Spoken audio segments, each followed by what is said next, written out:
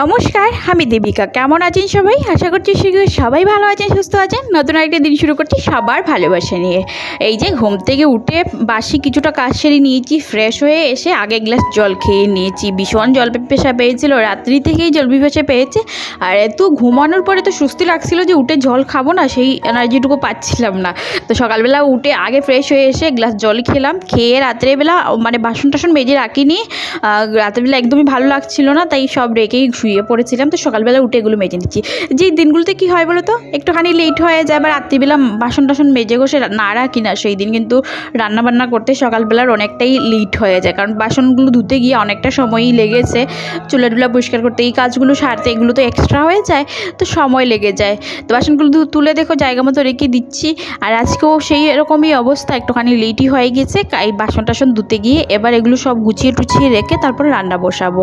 তো এইদিকে দেখো বাসনগুলো জায়গা মতো আগে সেট করে রাখছি। এই জায়গাটা ফাঁকা না হলে, মানে ফাঁকা হলে কি হবে, আমি জায়গাটা মুছে তারপরে এই জায়গাটা কাজ করতে পারবো, সবজি টবজি কাটতে পারবো। আর ফাঁকা না হলে অসুবিধে হয়ে যায় কাজকর্ম করতে, একটা সব কিছু না সেটিং না থাকলে একদমই প্রবলেম হয়ে যায়। যাক, বাসনগুলো আমি জায়গা মতো তুলে রেখে দিচ্ছি। সংসারে কী বলো তো, বড় বড় কাজ তো আছে, এই যেমন রান্নাবান্না কাজগুলো, এইগুলো কিন্তু বড় কাজ। কাপড় ধোয়া, রান্না, বাসন মাজা, এগুলো চোখে দেখা যায়। তবে তারপরেও না অনেক কিছু ছোটো ছোটো কাজ আছে যেগুলোর মধ্যে সময়ও লাগে, 5 মিনিট 10 মিনিট সময় লাগে, আর বুঝাও যায় না যে এই কাজগুলো আমরা করেছি। এই যেমন বাসন ধোয়ার পর কিন্তু বাসনগুলো জায়গার মতো সেট করে রাখতে হয়। জলের বোতলগুলো খালি, সেগুলো রাত্রেবেলা যে বলেছিলাম না খুব সুস্থি লাগছিল তাই ভরেও রাখিনি, খালি সেগুলো করছি।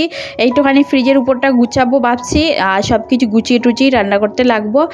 তো দেখো মিক্সিটাও সুন্দর করে মুছে নিচ্ছি। আর এটা ঢাকনা দিয়ে রেখেছিলাম, আর কি হয় বলো তো, পাতলা পাতলা কাপড় দিয়ে ঢেকে রাখি তো ওই ফ্যানের বাতাসে সব উড়ে যায়। তো এটার উপরে আরেকটা কিছু দিয়ে ঢেকে রাখতে হয়। আর এই জায়গাটাতে এত ওয়্যার হয়ে যায়, চার্জার, কেবিল সব কিছু এক জায়গায় হয়ে গেছে। তো একটুখানি একটা ধরলে আরেকটা চলে আসে হাতের মধ্যে, তো সবসময় গুছিয়ে রাখতে হয়। আর এই যে ছোটো ছোটো কাজগুলো দেখবে, এগুলো চৌকে দেখা যায় না, তবে এগুলো গুছিয়ে না করলেও সংসারটা কিন্তু এলোমেলো দেখা যায়, ভালো লাগে না। এই ছোটো ছোটো কাজগুলো যখন করে রাখবে, গুছিয়ে পরিপাটিভাবে রাখবে, তখনই কিন্তু ঘরটা সুন্দর এবং পরিপাটি দেখা যায়। আর এই ছোটো ছোটো কাজগুলো করতে আমাদের অনেকটা হাতে সময় লাগে, আর করতে থাকি, কিন্তু এগুলো চোখে দেখা যায় না। তো যাকে বড় কাজগুলো সবসময় চোখে দেখা যায়, তবে ছোটো ছোটো কাজগুলো ঘরের কিন্তু করতে হয়। তো আমি ফ্রিজের উপরটা ওয়্যারগুলো সুন্দর করে সব কটা চার্জার গুছিয়ে রেখেছি। সবার ফোন মোটামুটি চার্জ করা হয়ে গেছে, শুধু আমার পরে। আর তো তারপর আমি জায়গা মতো আর কি চার্জারটি রেখে দিয়েছি। আর ফ্রিজের উপরটাও ফাঁকা হয়ে গেছে। আর চেয়ারের কাভারগুলো একটুখানি দেখছিলাম ডাস্ট পড়েছিল, তো একটুখানি ঝেড়ে নিলাম, ধোয়াই আছে, তবে ওই আর কি রেগুলার ডাস্ট পরে একটুখানি ঝেড়ে নিতে হয়, তো সেই কারণে একটুখানি ঝেড়ে নিচ্ছি। দুটোটাই মানে দুটো চেয়ারের কাভারই সুন্দর করে ঝেড়ে আবার বিছিয়ে দেবো। আমি এই কাজগুলো করছিলাম, ততক্ষণে পাপাইও দেখছি ঘুম থেকে উঠে পড়েছে, উঠে রান্না করে সিধে এসেছে, এসে দাঁড়িয়ে আছে আমার কুলে ওঠার জন্য। তো আমি কাজগুলো সেরে ওকে একটুখানি কুলে নেব। রান্নাঘরে যত এক্সট্রা কাপড় আছে ধুয়ে মুছে কিন্তু আমি এখানেই মেলে দিই, আর সেই কাপড়গুলো এই সাইডেই একটুখানি ভাঁজ করে রেখে দিই, কারণ রান্নাঘরে অনেকই এক্সট্রা কাপড়ের প্রয়োজন পড়ে। একটা কাজ করতে গিয়ে যখন আরেকটা কাজ চোখের সামনে পড়ে, তো মনে হয় যে না চলো এই কাজটাও সেরে রাখি, না হলে ভালো লাগবে না। তো এই যে বেলটা লটকানো ছিল, তো এটা নিয়ে এবার পাপাই টানাটানি করে, সেই কারণে একটুখানি রেখে দিলাম ফোল্ড করে। তারপর চলে এসেছি, এসে বিছানাটা সুন্দর করে টান করে বিছিয়ে নিয়েছি, ভালো করে ঝেড়ে নিচ্ছি। আর ঝাড়ার পর বেডশিটটা আবার ভালো করে টান করে দেবো। আগে তো ঝেড়েছিলাম, মানে ঘরটা ডিপ ক্লিনিং করেছিলাম, সাইডটা মোছা হয়নি, তাছাড়া ডাস্ট এসে উড়ে বসেই মানে পড়ে, তো সেই কারণে দেখো একটুখানি ভালো করে ডাস্ট মুছে নিচ্ছি বিছানার সাইডগুলো। আগের দিন ধুয়ে যে কাপড়গুলো দিয়েছিলাম রোদ্রে, সেগুলো বেশ ভালো ঝনঝনাভাবে শুকিয়ে গেছে। আর দেখতেই পাচ্ছ এই সাইডটাতে রোদ পড়েছে, একটুখানি বেলা হলে এই সাইডটাতে রোদ পড়ে, আর তার আগে এই সাইডটাতে রোদ পড়ে। যেমন সকালবেলা যখন রোদ উঠে না, তো এই দিকে রোদটা পড়ে। তো কাপড় সবকটাই মোটামুটি শুকিয়ে গেছে, তো তুলে নিচ্ছি, কারণ পাশে করে দিদি আবার স্নান করে কাপড় মেলবে, কাপড় ধুয়ে যদি প্রয়োজন পড়ে মেলবে, তো সেই কারণে ওনার সুবিধা হবে, তাই তুলে দিলাম। তো এই যে কাপড়গুলো এবার ভাঁজ করে জায়গা মতো তুলে রেখে নেব।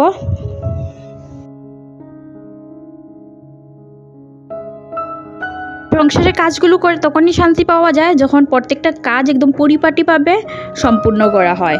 আমি তো জানি না যে আমি কতটুকু মানে করতে পারি, তবে যথেষ্ট চেষ্টা করি যে প্রত্যেকটা কাজ যেন মানে একদম পরিপাটিভাবে করতে পারি।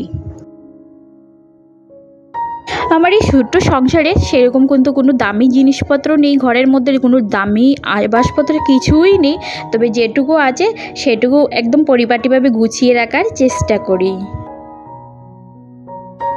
আসলে কি বলতো, আমরা যদি একটা ঝুপড়ির মধ্যেও থাকি না, তারপরেও আমাদের নিজের ঘরটা কিন্তু নিজের কাছে স্বর্গেই মনে হয়। ঘরে একটা সংসারে পরিষ্কার পরিচ্ছন্ন পরিপাটিভাবে থাকার জন্য কোনো দামি আবাসপত্রের কিন্তু প্রয়োজন হয় না। একটুখানি ভালো মন মানসিকতা এইসবেরই একটুখানি প্রয়োজন হয়। পরিশ্রম দিয়ে যে কোনো একটা ভাঙা ঝুপড়িকেও সুন্দরভাবে সাজিয়ে রাখা যায় যদি তুমি ভালোভাবে পরিশ্রম করতে পারো। আমি সবকটা কাপড় সুন্দর করে ভাঁজ করে নিয়েছি, আর এবার দেখো জায়গা মতো রেখে দিচ্ছি। আর এবার চলে এসেছি আবার রান্নাঘরে নিচটা মেঝেটা মুছিনি, তো এবার সুন্দর করে মুছে নেব।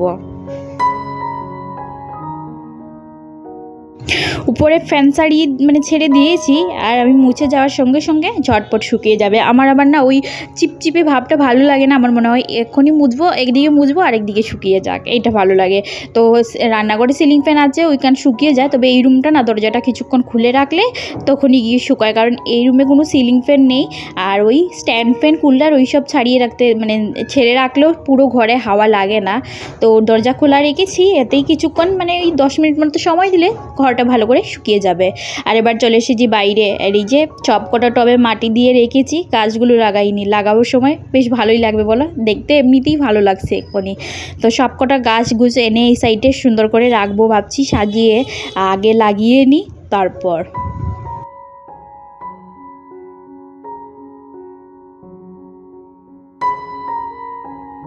আগের দিন পেরদানটা ধুয়ে দিয়েছিলাম, শুকোয়নি, আজকে উল্টে পাল্টে অনেকক্ষণ সময় লাগিয়ে শুকিয়েছি। বারবার ওই সাইডে একবার দিচ্ছিলাম, যেখানে রোদ্রে যাচ্ছিলো সেই জায়গায় দিচ্ছিলাম যাতে শুকিয়ে যায়। তো তারপর কি হয়েছে, এবার শুকিয়েই গেছে, তো ঘরটা মুছে এনে বিছিয়েছি। ঘর মুছার আগে না ওই কুলারটা খালি করতে ভুলে গেছি, অনেক দিন হয়েছে কুলারটা খালি করা হচ্ছিল না, তো ভাবছিলাম জলটা যদি চেঞ্জ করা যায়। তো আজকে একটা নতুন বুদ্ধি পেয়েছি যে এই মোটর চালিয়ে এরকম করে বালতিটা ভরে নেব, যতটুকু বের হয় জল বাকিটুকু পরে একটা সুন্দর করে নিচে থেকে তুলে নেব। আসলে ওই অল্প অল্প করে জল তুলতে একদম বোরিং হয়ে যাই আমি, তো পুরো জলটা তো বেরোয়নি, তো মোটর দিয়ে যতটুকু মোটর হয়েছে ততটুকু হয়েছে, বাকিটুকু আমি সুন্দর করে মুছে পরিষ্কার করে বের করে নিয়েছি।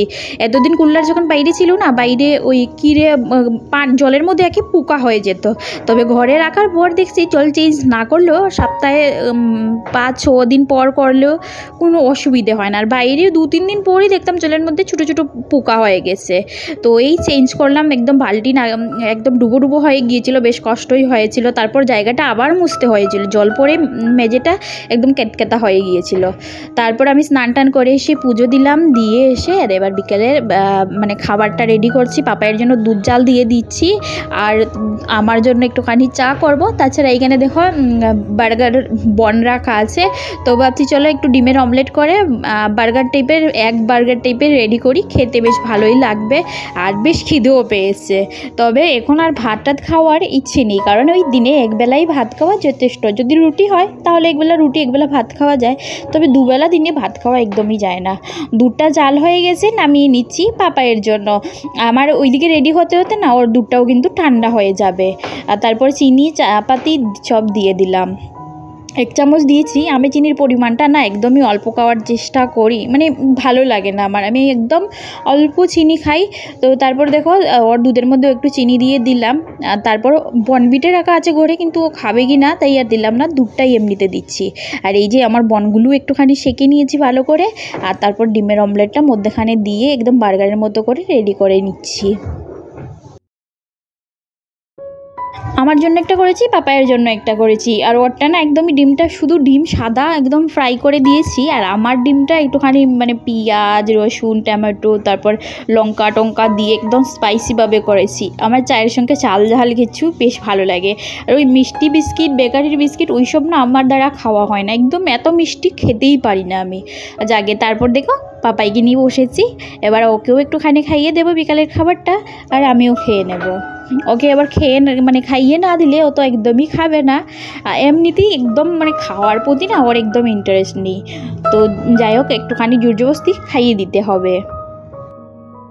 চা করে নিয়ে এসে আগে কুলারটা চালিয়েছি, কুলার চালিয়েই বসেছি, তো ততক্ষণে চা আবার ঠান্ডা হয়ে যায়। আমি আবার গরম চা খেতে পারি না, পুরো ঝিপ ঝলে যায়, বেশি ঠান্ডা চাও ভালো লাগে না।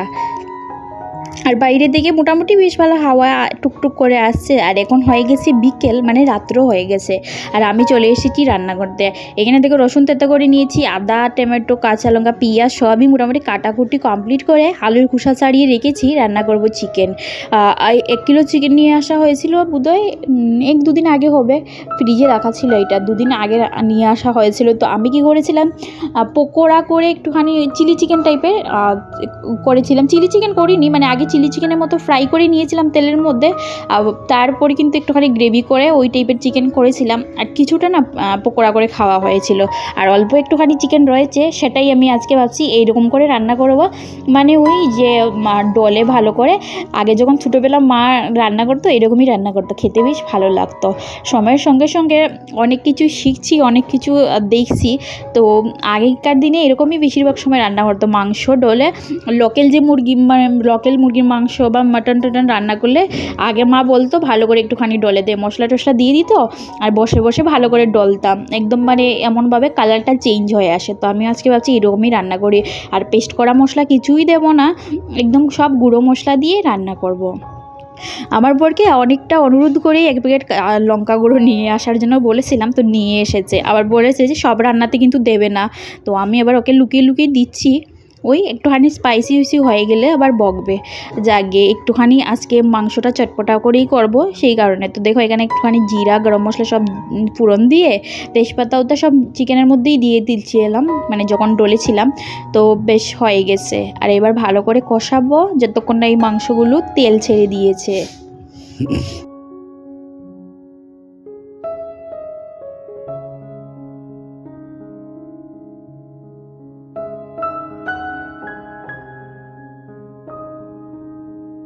চিকেনটা রান্না বসিয়ে ঢাকনা দিয়ে দিচ্ছি, আর তারপর বসিয়ে দিচ্ছি এদিকে একটুখানি চাল ধুয়ে ভাতটাও বসিয়ে দিয়েছি। একসঙ্গে রান্না দুটোই কমপ্লিট হয়ে যাবে।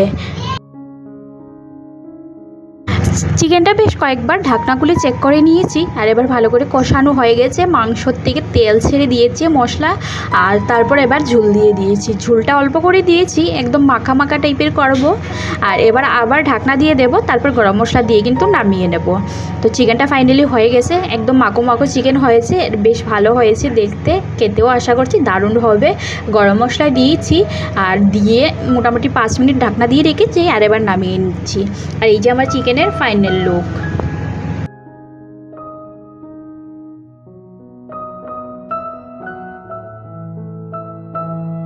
এবার আমরা সবাই মিলে রাতে ডিনারটা সেরে নেব, নিয়ে রান্নাঘরটা পরিষ্কার পরিচ্ছন্ন করব, তারপর কিন্তু ঘুমোতে যাব। তো আমাদের খাওয়া দাওয়া মোটামুটি কমপ্লিট হয়ে গেছে। আর সবাই পাপাইয়েরকেও খাইয়ে দিয়েছি, আর ও বিছানাতে শুতে মানে ঘুমোতে গিয়েছে, মানে ওকে গিয়ে ঘুম পাড়াতে হবে। তো আমি ভাবলাম চলো রান্নাঘরটা ক্লিন করে শুই, তাহলে সকালের বেলা ওই মানে বেশি কষ্ট হয় না। ফ্রেশ রান্নাঘর এসে পাওয়ার পর বেশ ভালোই লাগে। যেটুকু বাকি ছিল ভাত তরকারি সব সুন্দর করে ভেড়ে ফ্রিজে রেখে দিচ্ছি।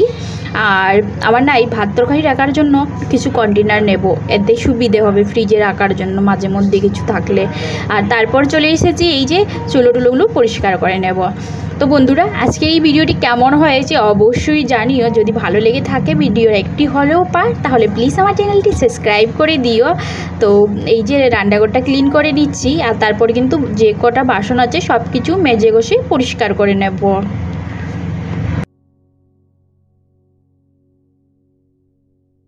আজকের জন্য ভিডিওটা এখানেই শেষ করব। নতুন ভিডিও নিয়ে খুব তাড়াতাড়ি দেখা হবে তোমাদের সঙ্গে। তোমরা সবাই ভালো থেকো, সুস্থ থেকো। চলো tata, bye bye, good night.